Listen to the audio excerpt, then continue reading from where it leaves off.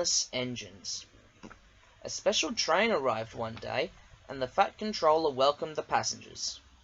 They looked at everything in the yard and photographed the engines. Duck's driver let some of them ride in his cab. "They're the Railway Society," his driver explained. "They've come to see us. Their engine's City of Truro. He was the first to go 100 miles an hour. Let's get finished, and then we can go and talk to him." "Oh," said Duck awed. He's probably too famous to notice me." "Rubbish," smiled his driver. "Come on." Duck found City of Truro at the coaling stage. "May I talk to you?" he asked shyly. "Of course," smiled the famous engine. "I see you're one of us." "I try to teach them our ways," said Duck modestly. "All shipshape and Swindon fashion, that's right."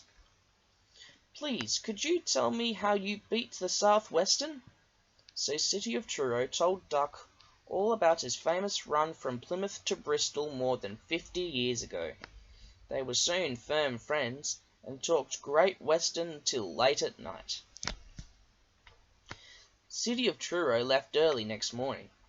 "Good riddance," grumbled Gordon, "chattering all night, keeping important engines awake. Who is he, anyway?" "He's City of Truro. He's famous." "As famous as me?" "Nonsense! He's famouser than you.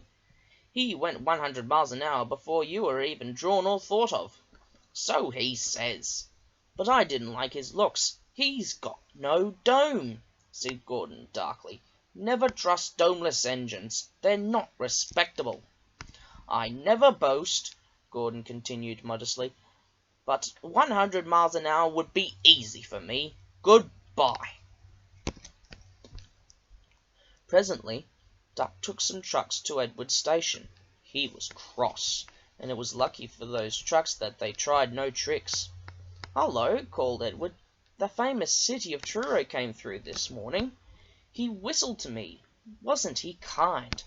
He's the finest engine in the world," said Duck.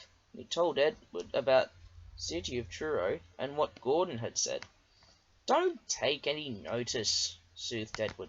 "He's just jealous. He thinks no engine should be famous but him.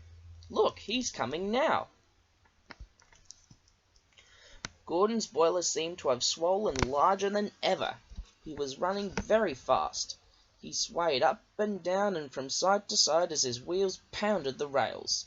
"He did it, I'll do it. He did it, I'll do it," he panted. His train rocketed past and was gone. Edward chuckled and winked at Duck.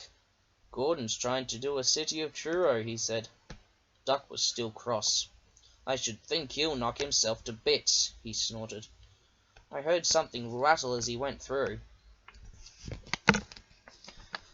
Gordon's driver eased him off. "Steady, boy," he said. "We aren't running a race." "We are, then," said Gordon, but he said it to himself. "I've never known him to run so roughly before," remarked his driver. His fireman grabbed the brake handle to steady himself. "He's giving himself a hammering, no mistake." Soon Gordon began to feel a little queer. "The top of my boiler seems funny," he thought. "It's just as if something was loose. I'd better go slower." But by then it was too late.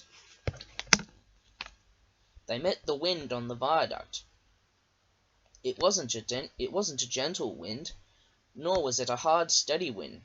It was a teasing wind, which blew suddenly in hard puffs and caught you unawares. Gordon thought it wanted to push him off the bridge. "No, you don't," he said firmly. But the wind had other ideas. It curled round his boiler, crept under his loose dome, and lifted it off and away into the valley below. It fell on the rocks with a clang. Gordon was most uncomfortable. He felt cold where his dome wasn't, and besides, people laughed at him as he passed. At the big station he tried to wheesh them away, but they crowded round no matter what he did. On the way back, his driver wanted to stop and fetch his dome, and was very cross when he wouldn't.